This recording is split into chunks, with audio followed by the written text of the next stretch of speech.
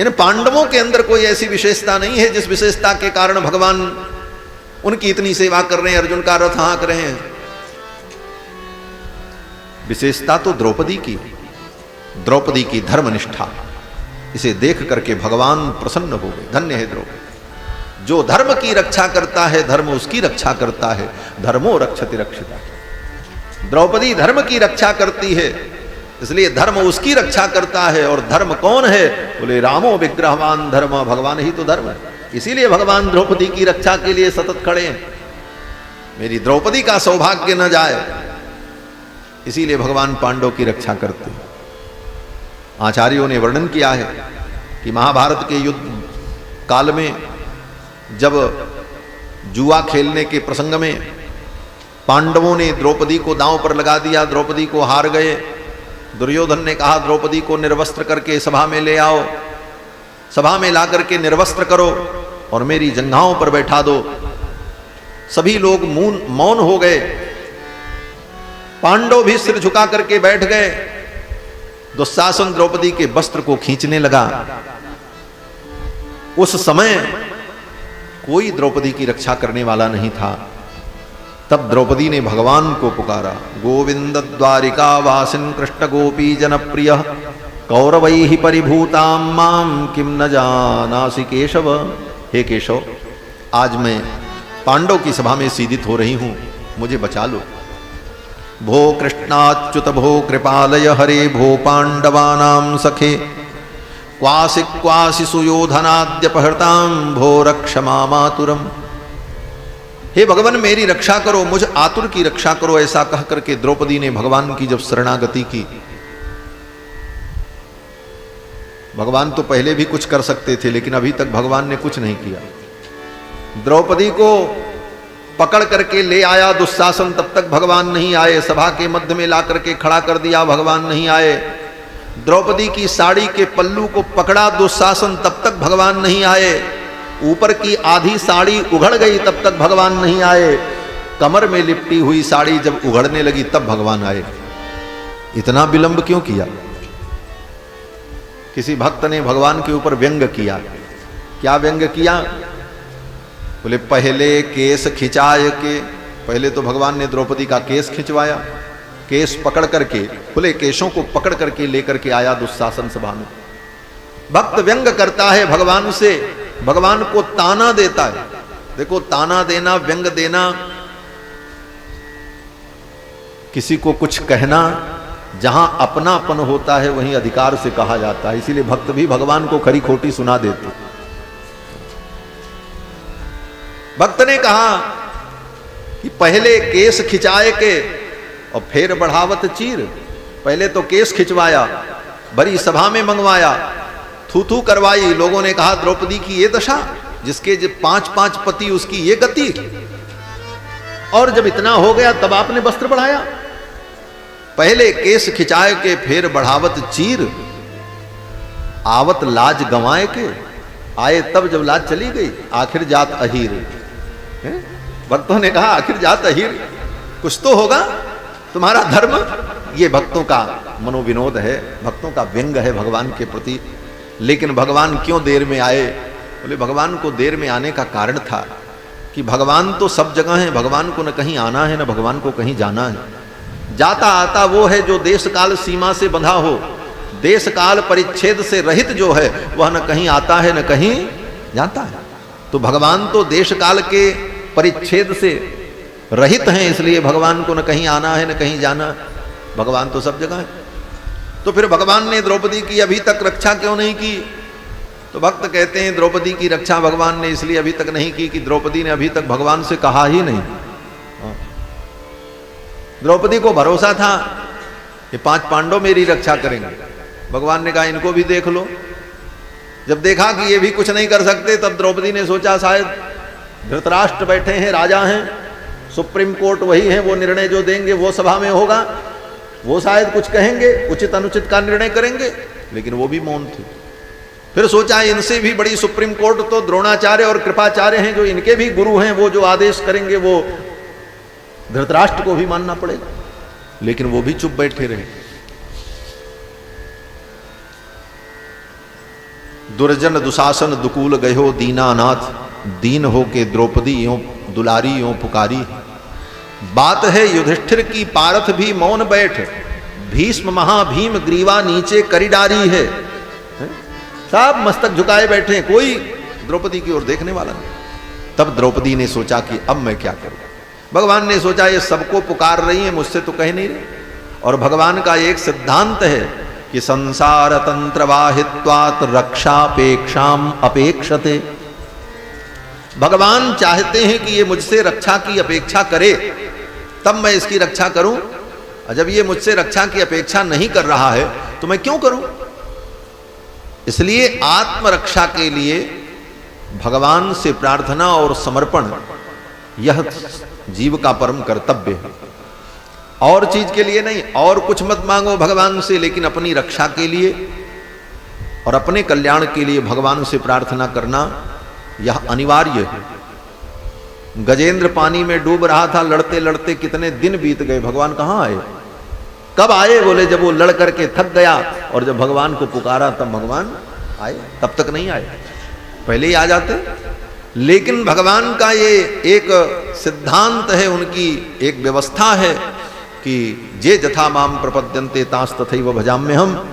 जब कोई मुझे भजेगा तब मैं उसको भजूंगा, वो मुझे याद करेगा तो मैं उसको याद करूंगा, वो मुझसे रक्षा की अपेक्षा करेगा तो मैं उसकी रक्षा करूंगा।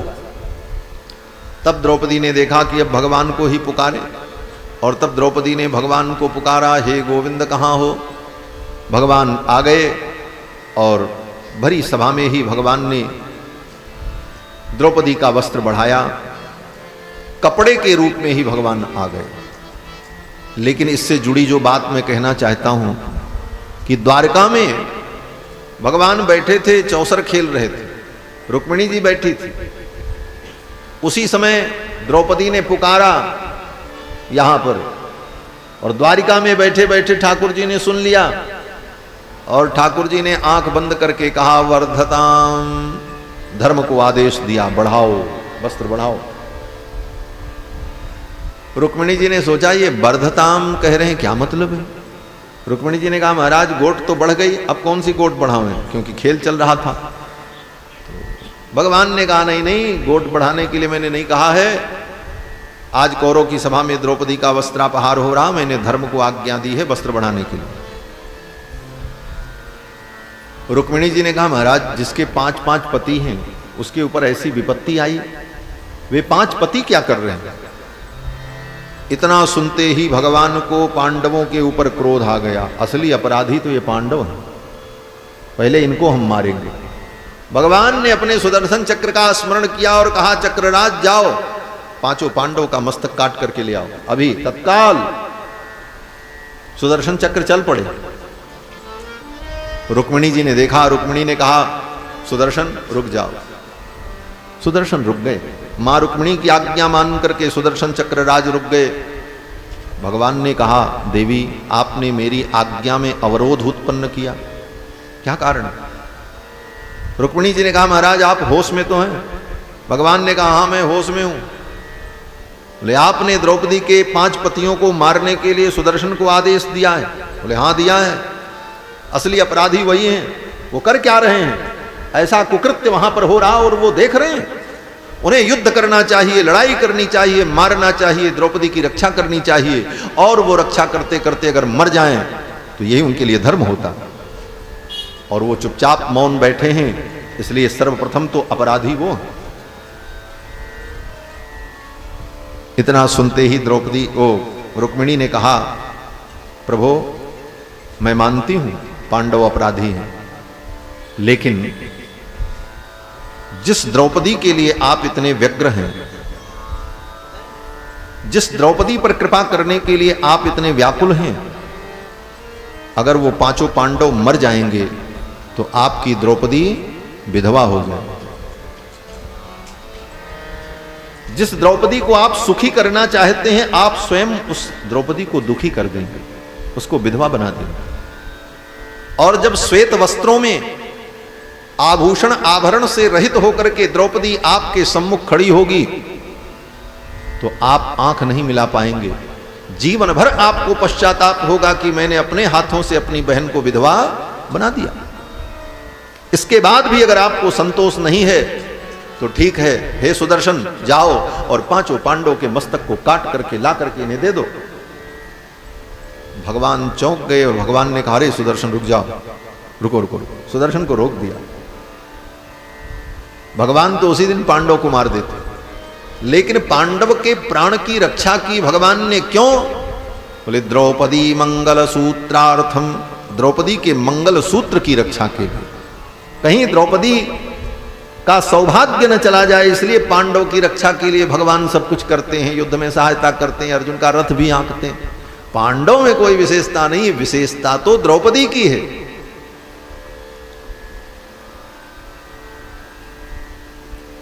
द्रौपदी के सहित पांडवों ने भगवान की शरणागति की, यही वेद व्यास जी महाराज महाभारत में कहते हैं। द्रौपद्या सहितम चक्रुहु, अकेले पांडव भगवान की शरणागति करते तो शायद पांडव की रक्षा भगवान न करते, लेकिन द्रौपदी को आगे करके पांडवों ने शरणागति की है, इसलिए द्रौपदी के संबंध से ही पांडव की शरणागति को भगवान ने स्वीकार किया है।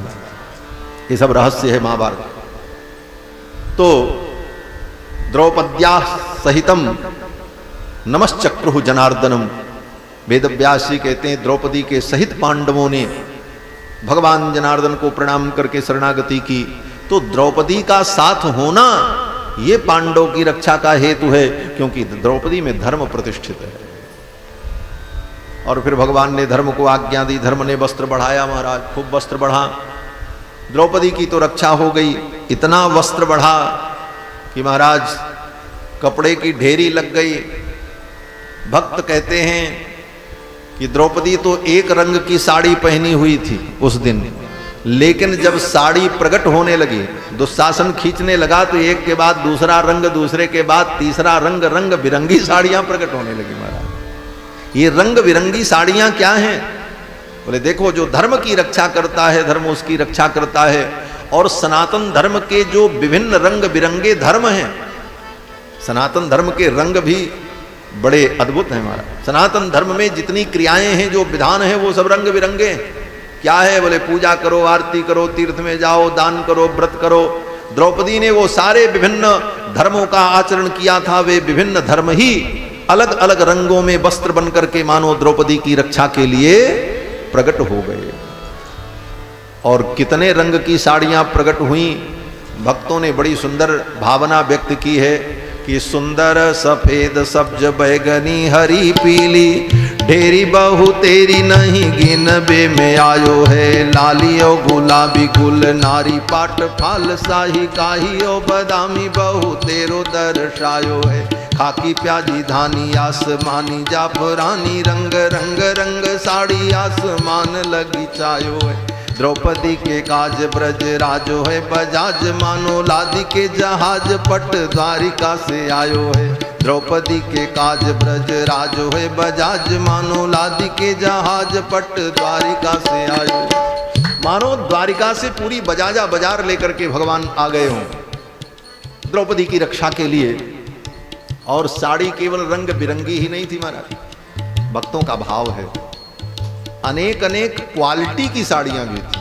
उसमें क्वालिटी में भी कुछ न कुछ अंतर था, कुछ अच्छी, कुछ पतली, कुछ कमजोर, सब प्रकार की महाराज। सारी बहुवारी बाटे विविध किनारी बाटे, सलमा सितारी बेल बूटी धूप छैया। फीकी बाटे गाढ़ बाटे लागल पहाड़ बाटे, मखमली पाट बासी लेक मख नैया।